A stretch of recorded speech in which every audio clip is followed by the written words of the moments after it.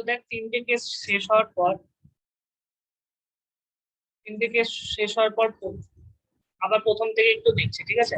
First দেখ আমরা তড়িৎ বলরেখা দেখেছিলাম, সেখান থেকে কি পেয়েছিলাম যে তড়িৎ বলরেখায় কিভাবে ক্ষেত্র প্রাবল্যকে নির্দেশ করে, মানে তড়িৎ বলরেখার সংজ্ঞা কি করে, ক্ষেত্র প্রাবল্যের মানকে নির্দেশ করে, আর তড়িৎ বলরেখার অভিমুখ কি করবে, ক্ষেত্র প্রাবল্যের অভিমুখকে নির্দেশ করবে।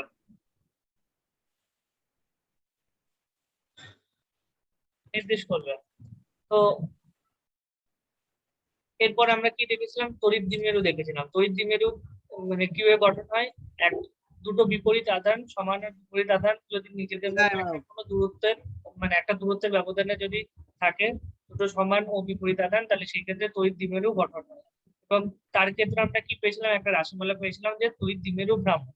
তড়িৎ দ্বিমেরু ভ্রামক কি জিনিস, পি সমান সমান হলো 2QL, এটাই হলো তড়িৎ দ্বিমেরু ভ্রামক, যে কোনো একটা আধানের মান এবং তাদের মধ্যবর্তী দূরত্ব। তো এবার দ্বিমেরু রাখার জন্য আমরা ক্ষেত্র প্রাবল্য পাবো। কিসের জন্য আমরা ক্ষেত্র প্রাবল্য পাবো, দেখো এই প্লাস চার্জ আর -2 চার্জ আমাদের রাখা মানে রয়েছে, তাই তো এর জন্য আমরা ক্ষেত্র প্রাবল্য পাবো। তো আমরা ধরো এই জিনিসটাকে দ্বিমেরু ধরো এই জিনিসটা একটা যে প্লাস চার্জ আর একটা নেগেটিভ চার্জ কি করছে, তড়িৎ দ্বিমেরু গঠন করছে।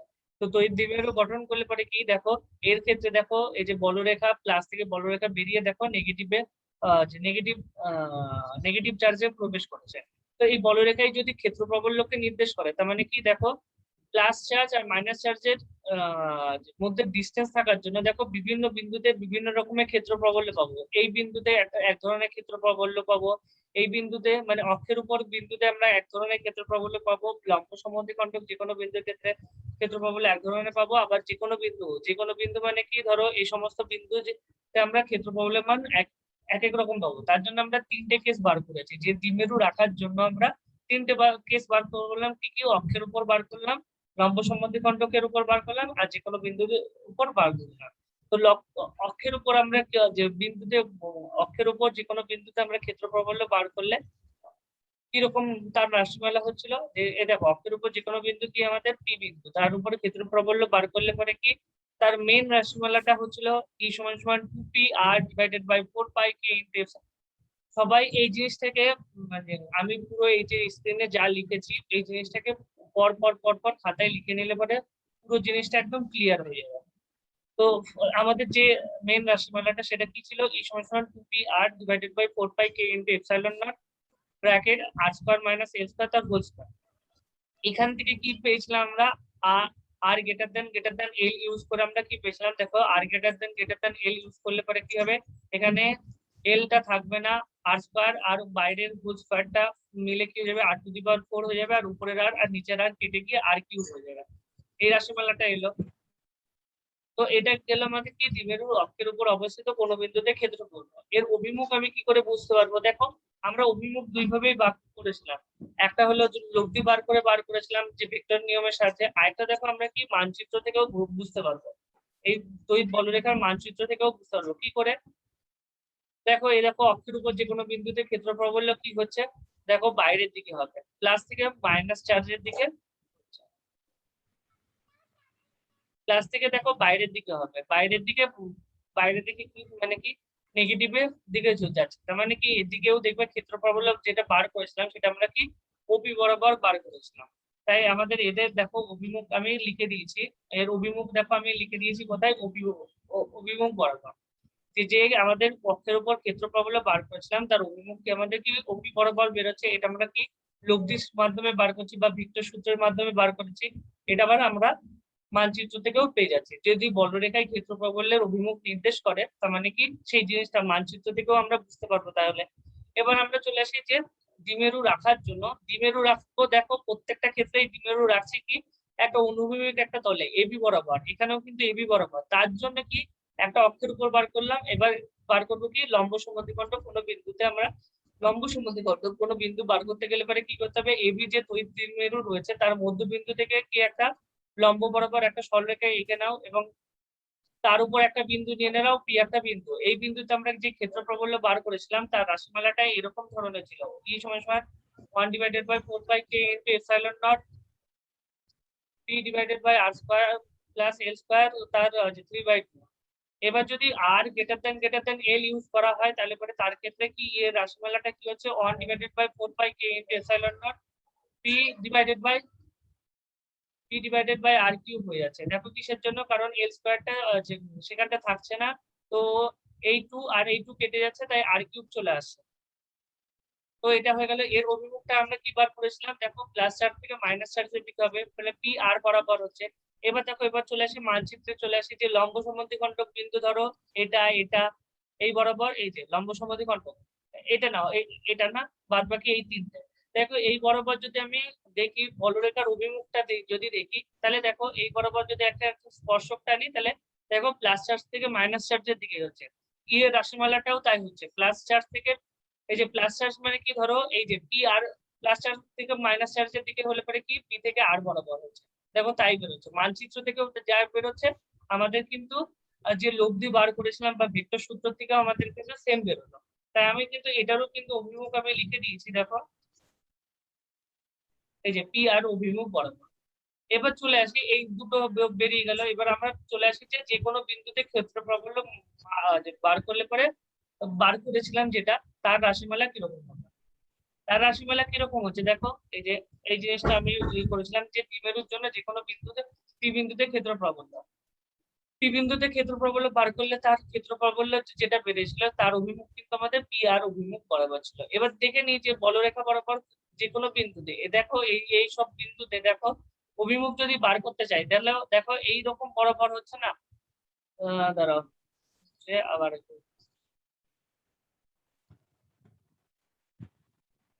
দেখো এইসব বিন্দুতে দেখো অভিমুখটা দেখো এরকম এরকম বরাবর আসছে। এখানেও দেখো এরকম কোন একটা বিন্দু থেকে বাইরের দিকে বেরোলো, ঠিক আছে, এটাও কিন্তু মোটামুটি বোঝা যাচ্ছে। দেখো এখানে দেখো প্লাস চার্জটা কিন্তু এইদিকে রয়েছে, আর মাইনাস চার্জটা এরকম থাকার জন্য কিন্তু আমাদের এরকম আছে। এটার ক্ষেত্রে একটু উল্লেখ, দেখো প্লাস থেকে বাইরের দিকে, মানে প্লাস থেকে একটা বাইরের দিকে একটা অভিমুখ করেছে, এখানেও দেখো প্লাস থেকে একটা বাইরের দিকে যে কোনো বিন্দুতে অভিমুখ আমার কি হয়েছে, প্লাস থেকে একটা বাইরের দিকে অভিমুখ করছে। সেটা যখনই লম্ব সমদ্বিখণ্ডক বিন্দু হয়ে যাচ্ছে, দেখো সেটাই কি হয়ে যাচ্ছে, এই বরাবর হয়ে যাচ্ছে পুরো, ওই বরাবর একটা স্পর্শক হয়ে যাচ্ছে। এবার যদি এই দেখো পুরো দেখো প্রত্যেকটা জিনিস দেখো বোঝা যাচ্ছে, একটা দেখো এরকম কর্নার হয়েছে, একটা এরকম কর্নার হবে, আর অক্ষের উপর তো এরকম দিকেই হবে। তাহলে দেখো তিনটে জিনিসই আমার বেরিয়ে গেল। আমি পুরো মানচিত্র থেকেও বুঝিয়ে দিলাম, আর আমাদের যে আমরা লব্ধি বা ভেক্টর সূত্রকে কাজে লাগিয়ে যে রাশিমালা বের করেছিলাম, তার ক্ষেত্রে আমরা কিন্তু সেটা দিয়েও কিন্তু আমি বুঝতে পারছি। এবার চলো যে আর এটার ক্ষেত্রে দেখো দ্বিমেরুর জন্য যে কোনো বিন্দুতে ক্ষেত্রফল রয়েছে যেটা বার করা হয়েছিল, সেটা কিন্তু ডাইরেক্ট, সেটা কিন্তু বারবার কিন্তু এটা বললে চলবে না, সেখানে কিন্তু ডাইরেক্ট প্রথমে ইউজ করা হয়েছে আর গ্রেটার দ্যান এল এর সমান। এইসবের ক্ষেত্রে কি প্রথমে আমাদের কিন্তু আর গ্রেটার দ্যান এল ইউজ করা হয়নি, প্রথমে কিন্তু আমাদের আর আর এলটাকে রেখে দেওয়া হয়েছে, তারপরে যে রাশিমালা এসেছিল সেখানে আর গ্রেটার দ্যান এল ইউজ করা হয়েছে। এখানে কিন্তু প্রথমেই কিন্তু আর গ্রেটার দ্যান এল ইউজ করার পরেই কিন্তু আমাদের এই রাশিমালাটা এরকম এসে। তো এই প্রত্যেকটা রাশিমালা কি কখনো অঙ্ক আসতে পারে আর গ্রেটার দ্যান এল এর জন্য কি হতে পারে, তখন এই রাশিমালাটা। আর যখন প্রত্যেকটার ক্ষেত্রে দেখো প্রত্যেকটা জিনিস আমি কিন্তু আলাদা আলাদা করে লিখে দিয়েছি। এমনি রাশিমালা বললে এটা হবে, এটা হবে। আর এই দুটোর ক্ষেত্রে আর গ্রেটার দ্যান এর জন্য একটা রাশিমালা, আর এটার ক্ষেত্রে কিন্তু ডাইরেক্ট আর গ্রেটার দ্যান এল এর জন্যই কিন্তু একটা রাশিমালা আমাদেরকে বেরিয়েছিল। এবং তাদের অভিমুখ কোন দিকে হচ্ছে, দেখো সবকটা অভিমুখী কি হবে, প্লাস চার্জ থেকে বেরিয়ে মাইনাস চার্জের দিকে হবে।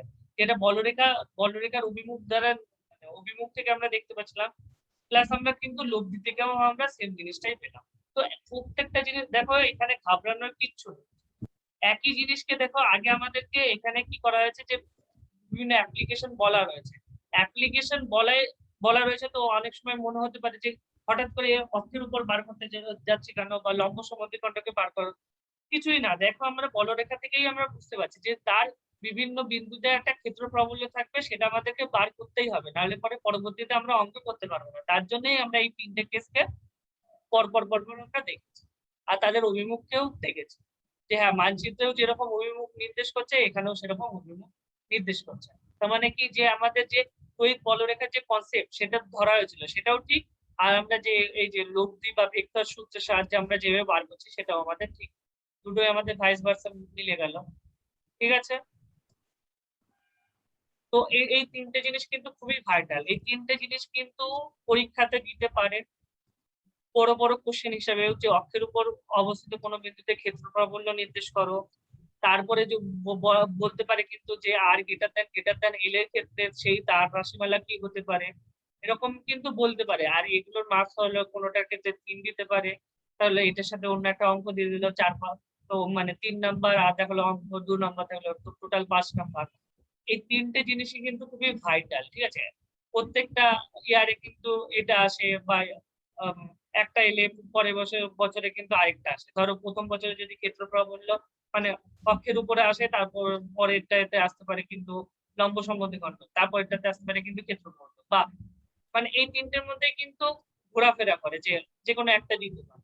তো এই তিনটে জিনিসই কিন্তু খুবই ভাইটাল। আর যে অঙ্ক করার ক্ষেত্রেও আমি দেখবো এই প্রত্যেকটা জিনিস সেম সেম ইউজ করা হয়েছে। যেমন যেমন কি ও বিন্দু থেকে পি, যে বিন্দুতে আমি ক্ষেত্রফল বার করবো সেই বিন্দুর ডিস্টেন্সটাকে কি করতে হবে, আর নিতে হবে। শেষে আমাদেরকে একটা অভিমুখ বার করতে হবে, একটা রাশিমালা বার করতে হবে, লব্ধি বার করতে হবে। এগুলো কিন্তু প্রত্যেকটা। আর আবার আরেকটা কি আছে, যে আর গ্রেটার দ্যান এল এর ক্ষেত্রে কি হবে। তো প্রত্যেকটা জিনিসই কিন্তু একটার সাথে একটা কিন্তু লিঙ্ক রয়েছে। ঠিক আছে, তো প্রত্যেকটা জিনিস খুবই ভালো করে করো, তাহলে পরে কি একটা নাম্বারও কিন্তু এখান থেকে ছুটবে না অঙ্কের ক্ষেত্রে, না আমাদের কি কিন্তু থিওরির থেকে। আর এই রাশিমালা গুলো মোটামুটি যেন বের করতে করতে করতে প্রায় যেন মুখস্থ টাইপের হয়ে যায়। বা কিন্তু আমি এই রাশিমালা গুলো, ধরো এই রাশিমালাটা আর এই রাশিমালাটা আমি মনে রাখবো, মনে রাখলে পরেই কিন্তু আমরা আর গ্রেটার দ্যান এল এর ক্ষেত্রে আমরা কিন্তু ইজিলি বার করে দিতে পারবো। ঠিক আছে, আবার এটাও কিন্তু দেখো, যদি কখনো যদি না মনে না থাকে, তখন এই যে কস থিটা দিয়ে, কস থিটা মানে থিটা যখন 0 হবে তখন তাহলে পরে কিরকম আসবে, মানে এখান থেকেও কিন্তু আসতে পারে। ঠিক আছে, যে তোমরা বুদ্ধি করে দেখো, ইউজ করে, যে থিটা যখন 0 হবে, দেখো এটার পরেই কিন্তু আমরা সেই বিশেষ ক্ষেত্রে ইউজ করেছিলাম, যখন থিটা 0 হচ্ছে আর থিটা 90 ডিগ্রি হচ্ছিল, তার জন্য ইকুয়েশনটা কিরকম আসছিল। তো সেটাকেই যদি আমি ঘুরিয়ে দিই, তাহলে পরেই কিন্তু এটা আমাদের কিন্তু মনে থাকবে। মানে যে করেই হোক, যেভাবেই হোক, যার যেটা সুবিধা হবে সে সেভাবে কিন্তু এই প্রত্যেকটা ইকুয়েশনকে যাতে মনে রাখতে পারে। কিছুই নয় কিন্তু, প্রত্যেকটাই কিন্তু পরপর আসলে পরে কিন্তু জায়গায় বসে তোমরা বার করতে পারো। এটার ক্ষেত্রে কি হতো, যে ওই E2 - E1 বা E1 - E2 বার করা হতো। এটা কি ক্ষেত্রে কি হয়েছে, যে এই দুটো যে লম্ব ছিল, এই দেখো এই যে E1 sin θ আর E2 sin θ, এই দুটো আমাদেরকে ক্যান্সেল আউট হয়ে কি হয়ে যাচ্ছিল, যে E1 cos θ আর E2 cos θ যোগ হয়ে কিন্তু আমাদের লব্ধি দিচ্ছিল। আর এটার ক্ষেত্রে কি হচ্ছে, যে দুটো ভেক্টর আলাদা আলাদা বিভাজন হচ্ছে, যে E1 একদিকে আর E2 টা আরেক দিকে, দুটো লম্ব বরাবর রয়েছে উপাংশ। এবার তার একটা লব্ধি বার, তার লব্ধি বার করতে গেলে কি করতে হয়েছে, দেখো E সমান দেখা হলো √/, E1 স্কয়ার তার E2 প্লাস E2 তার হোল স্কয়ার, এটা বার করতে হয়েছিল। তো এই পর্যন্তই থাক। আমি আশা করব এইটুকু পুরোটা জিনিস যেন খাতার উপর নোট করে নিলে পরে কিন্তু একদম একদম জিনিসটা সহজ হয়ে যাবে। তো এবার কিন্তু তোমাদের ব্যাপার, যে তোমরা কি লিখবে কি না লিখবে। আমি আবারও পুরো জিনিসটা আমি দেখিয়ে দিচ্ছি। এইবার এদিকে কি আছে, এটা আছে।